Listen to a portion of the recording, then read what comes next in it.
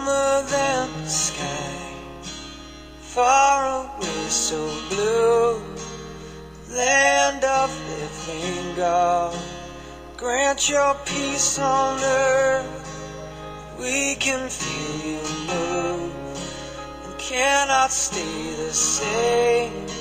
The winds are blowing strong, God of heaven come. Breathe peace, breathe your peace on us, so we might breathe you deep. Breathe peace, breathe your peace on During the week we'll be able to deal with this, because I plan to stay overnight at the school, sleep overnight as a vigil. The fast is in conjunction with the caravan, so when I met Matthew and he came up with this idea of having a caravan starting from Toronto and driving up to Ottawa and stopping at different cities along the way to address this campaign of against torture, I knew I couldn't join him on the campaign, so I came up with the idea of having a fast at the school that would be in conjunction with this campaign to address this particular issue. Know that there's international torture, but they probably don't know the complicity of the Canadian government, and that's the thrust of this particular campaign. We know that that's the kind of commitment that makes a difference in this world. It's relentless persistence, and that's what's at the core of nonviolence. And so thank you to the Quaker Vigil folks who are here consistently. We've got a couple people that we'd like to... We have a broad range of people, and I'm going to invite two of our younger members of the caravan, our Hope for Tomorrow veteran to protest Canadian complicity in torture. This is someone who regularly takes students down to the School of the Americas and protests there in Columbus, Georgia, which is a torture and training school for terror. And there are Canadian troops who go down there and take courses and teach courses as well. I'd like to just see if we can ask Gary Connolly to come up and share a few words about why he's going without food for the next week. Gary, come on up. Yeah, I know. Hi, folks. As he said, I'm a teacher at RFHall Secondary School. But what's most important is the students and their awareness on this particular project. And I commend you on what you're doing right now in going from Toronto all the way up to Ottawa. It's amazing to see the number of people. I actually thought originally there would be only 5 of you here. So it's great to see such a number. The fast at the school is just a kickstart. It was just a reason for bringing this important issue to the Canadian people. The idea that our Canadian government is complicit in international torture must be addressed. So I just decided to go on a fast because I knew the school board would not permit me to follow you folks all the way up to Ottawa. They wouldn't give me 8 days, that's for sure. So I decided to fast to just kickstart a campaign within our school, and we've got at this point 3 social justice groups. One's called the No Sweat Committee, obviously dealing with sweatshops, the sweatshop issue. We have a non-violence committee dealing with the military co-op program that exists in our school, and we don't want it there anymore. Together, I guess, this past week we're starting, well, I'd say it's been about 3 weeks now they've been together formulating this particular campaign in conjunction with your campaign.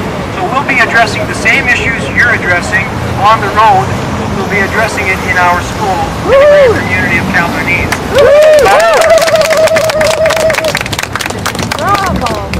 I started learning about Canada's involvement in torture, in deportations, in information sharing, and I thought there's no way that we can just sit back and hear that and not do something about it. And I think it's great that we're traveling in big cities and small towns, because I think people in both of those places have a lot to say, have a lot of interest in opposing this. So I just want to thank everyone again, and yeah, I hope it's a wonderful morning.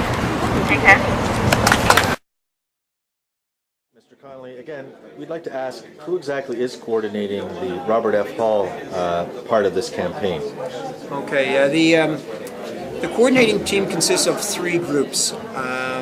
One is called the North-South Awareness Project, where we take students down to Nicaragua and address the Latin American, North American context.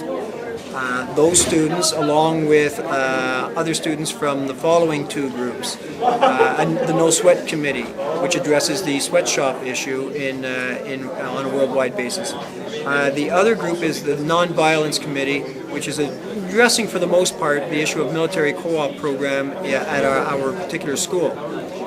Those three groups have banded together to bring this campaign to end torture, or Canadian complicity in international torture, I should say, to the general community of Robert F. Hall and the outside community. So it's these three groups that have coalesced to bring this issue to the forefront. What prompted you to fast, and your history related to social justice? Okay, what prompted me to fast? I heard about this particular Caravan to End Torture campaign by Matthew Behrens, and I knew that I wasn't able to join the campaign, so I decided to go on this particular fast in support of Matthew Behrens and his troop. All right, and what is your history related to social justice? I mean, some of the other things that you've done in the past perhaps relate to this.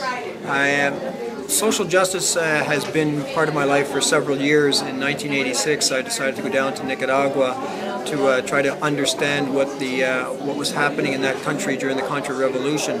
And ever since then, social justice has been part of my mindset. And it's broadened my perspective on all sorts of issues, from the cruise missile campaigns to the nuclear disarmament campaign, to the housing for the poor campaign. So several different issues stemmed from that particular trip in 1986. And as a result, in our school, we have been able to develop a social justice framework. Gary, can you tell us what the campaign is calling for? The campaign, in essence, is calling for the end of Canadian government's complicity in international torture. And I've got here asking the Canadian people at this point whether they know about these particular issues. Did you know that the Canadian government has refused to release documents pertaining to the torture of Canadian captured detainees in Afghanistan? Did you know that the Canadian government holds unaccountable and secret inquiries into the torture of Canadian citizens? And did you know that the Canadian government holds secret hearings with the lowest standards of justice and in the absence of international laws for human rights to deport people to torture? Also, did you know that the Canadian government continues to support and protect institutions that are directly involved in acts of torture? You know that the Canadian government has been criticized by the likes of the United Nations, Amnesty International, Human Rights Watch, and other groups for refusing to respect international laws that govern the prohibition on complicity in torture practices.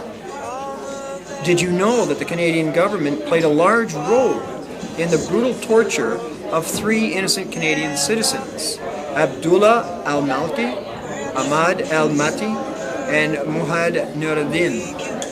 These are some of the issues, along with many others, that the students and staff at Robert F. Hall and the Caravan to End Torture that is leaving Toronto and whittling its way up to Ottawa by visiting several other communities are trying to address. And we're hoping that the Canadian people, through this campaign, address this issue with their own Canadian government.